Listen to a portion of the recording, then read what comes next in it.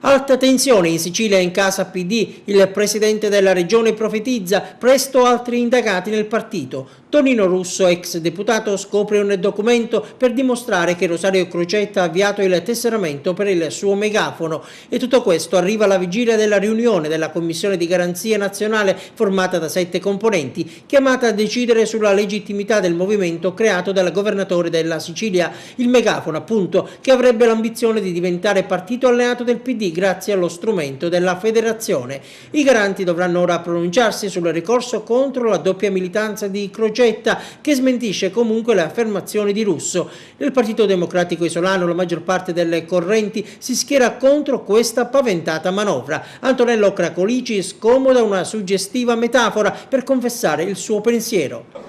Quando uno si sposa con una moglie o con un marito a secondo il sesso dell'altro coniuge. Pensare di avere più mogli o più mariti contemporaneamente appartiene a un'idea della bigamia che non è praticata nella nostra civiltà e nella nostra cultura. Più diplomatica, ma pur sempre all'insegna della chiarezza, la posizione del capogruppo all'Ars del PD. Il presidente Crocetta è il presidente della regione del Partito Democratico, è un dirigente, un'espressione, una grandissima e importantissima risorsa del Partito Democratico. Le problematiche che riguardano il megafono sono problematiche che vanno risolte nella maniera più giusta, dialogando, interloquendo e facendo in modo che niente lavori contro il Partito Democratico. Il Partito Democratico è di tutti e anche del presidente Crocetta, anche di tanti amici e compagni del megafono, quindi credo che questa querelle debba trovare una soluzione molto presto. E in questo clima elettrico si registra anche il clamoroso annuncio di Crocetta.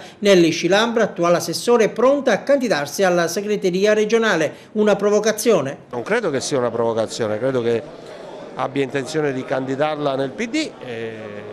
Questo vuol dire che farà una battaglia nel PD, ma per fare la battaglia nel PD deve chiudere l'esperienza del megafono, perché, ripeto, non si può stare su troppi tavoli. Dopodiché la Scilabra è una candidatura che dà il segno della domanda di rinnovamento che è in atto nel PD, ma credo che ce ne saranno altre da qui a quando si decideranno le regole congressuali.